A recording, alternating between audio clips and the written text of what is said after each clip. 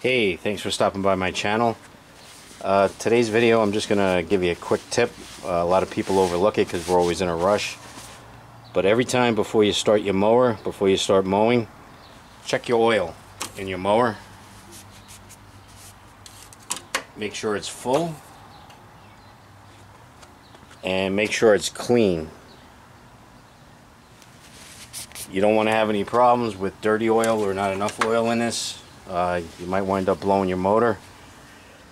This is a Cub Cadet, but basically every ride-on mower is pretty much the same. Just check your oil, make sure the level's correct, and just as a side tip, every 50 hours or so you want to change the oil in your mower with the oil filter.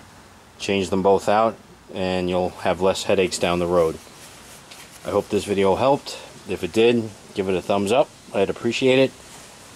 Feel free to comment down below, and if you haven't already, consider subscribing. And have a great day, and I'll see you in the next video. Thanks for watching.